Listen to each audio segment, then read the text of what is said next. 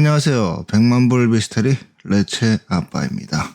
오늘은 대한민국의 부의 도시 잠실 지역에서 발생한 일가족 살인사건에 대해서 이야기해 보겠습니다.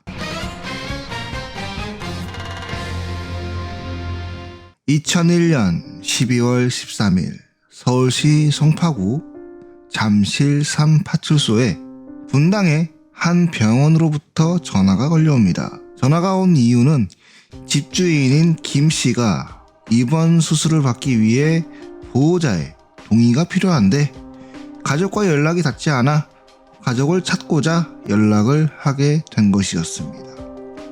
경찰들은 김 씨가 거주하던 잠실 주공 4단지로 움직였는데 그 시각은 오전 9시 15분경이었습니다. 초인종을 눌러도 답이 없고 문을 두들겨도 안에서는 인기척이 없었고 집이 비어있을 것이다 라는 생각을 할 수도 있었겠으나 119 구조대의 지원을 통해 베란다 창문으로 집안 내부로 들어가게 됩니다. 그리고 그 현장은 너무나도 참혹했습니다. 김 씨의 아내와 두 딸 아들이 잔인하게 살해되어 있었는데요. 작은 딸 11살, 아들은 9살. 이 둘은 안방의 침대에서, 부인인 이 씨는 부엌에서, 큰 딸은 작은 방에 쓰러져 있었고 큰딸과 부인은 머리가 함몰되어 뇌수가 흘러내리는 참혹한 상태였습니다. 작은 딸과 아들도 둔기로 머리를 맞아 피를 흘리며 쓰러져 있었고 흉부와 목에도 흉기에 의한 상처가 남아 있었습니다. 이웃 주민들은 12일 새벽 시끄럽게 떠들면서 싸우는 소리를 들었다 라며 증언을 했는데요. 경찰은 김 씨의 자녀가 12일 하루 동안 학교에 나오지 않았고 당일 오전 2시에서 3시에 김 씨의 집에서 싸우는 소리가 났다는 주민의 진술 토대로 범행은 12일 새벽에 발생한 것으로 추정합니다. 사건 당시 집에 없었던 김 씨는 13일 오전 경기도 성남시 인근을 돌아다니다가 칼을 사용하여 팔과 배를 그어 자해를 했기 때문에 병원에 실려온 것이었습니다. 그리고 그는 병원에서 내가 가족을 죽였다 라며 일체 자백을 하게 됩니다. 그의 진술은 이러했습니다. 김 씨는 부인의 이혼 요구에 부부싸움이 길어졌고 아이들만 데리고 나가 살겠다며 계속되는 이혼 요구에 홧김에 범행을 저질렀음을 자백하였는데 문제는 그가 범행을 합리화하려는 발언을 했다는 점입니다. 아내가 계속 바람을 피웠고 자식마저 아빠를 왕따시키고 싫어하면서 저희들만 살겠다고 하니 갈 곳이 없었다. 오죽하면 자식을 죽이겠습니까? 라고 말이죠.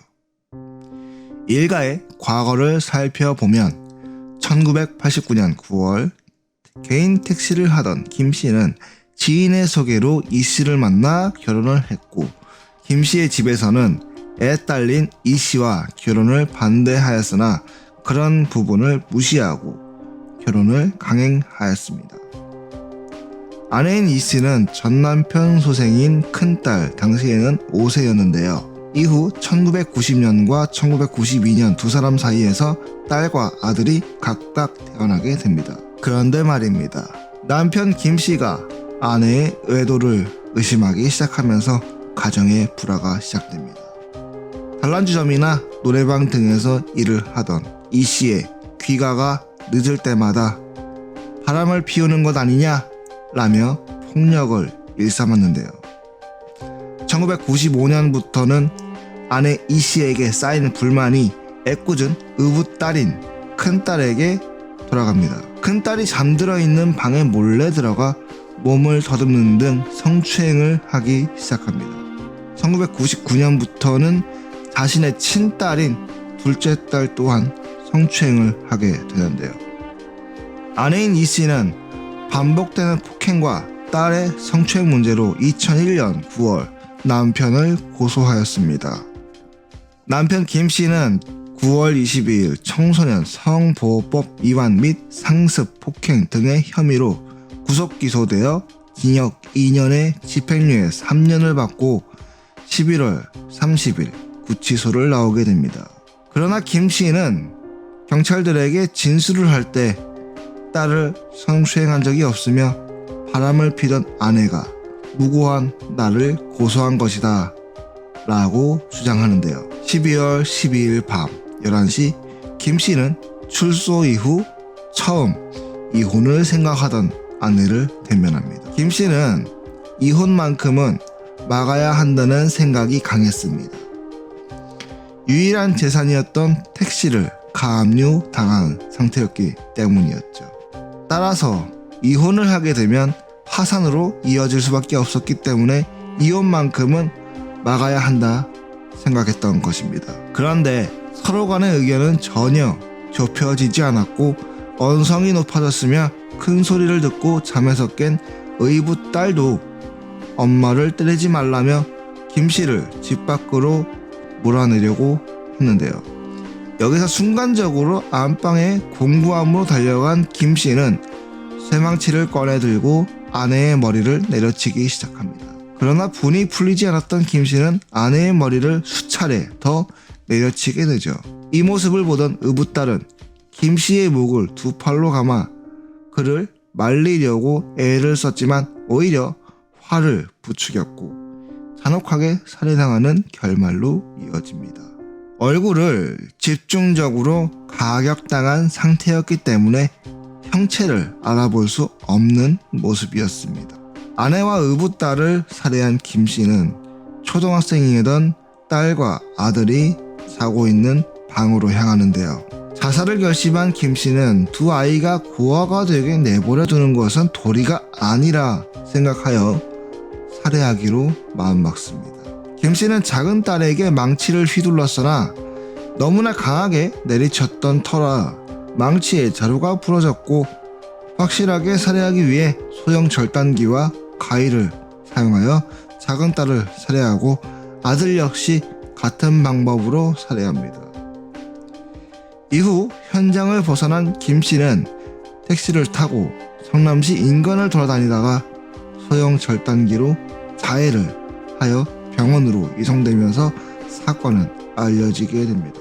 2002년 김 씨는 사형 판결을 확정받고 현재도 복역 중입니다. 그의 범행에는 정상 참작의 여지가 조금도 남아있지 않습니다. 범행의 동기나 수법이 너무나도 잔혹했기 때문인데요. 아내를 의심하게 되면서 발생한 일가족 몰살 사건.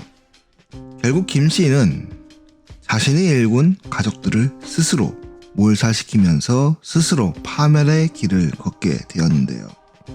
아내가 늦게 귀가한다고 하여 바람을 핀다라는 결론은 어떤 논리에서 나온 것인지 궁금합니다. 일을 하다 보면 늦게 퇴근할 수도 있는 것이고 일찍 귀가할 수도 있는 것 아닌가요? 결혼을 할 때 결혼식에서 두 남녀가 선언하지 않습니까? 믿음과 사랑으로 서로를 위하면서 살아가겠다고 말이죠. 그런데 김 씨는 그 믿음을 저버리게 되면서 자신의 가족을 몰살시킨 것은 아닐까 하는 생각을 해봅니다. 처음부터 아내를 믿지 못했던 것은 자신에게 자신이 없기 때문은 아니었을까요? 백만불 미스테리 레츠아빠였습니다.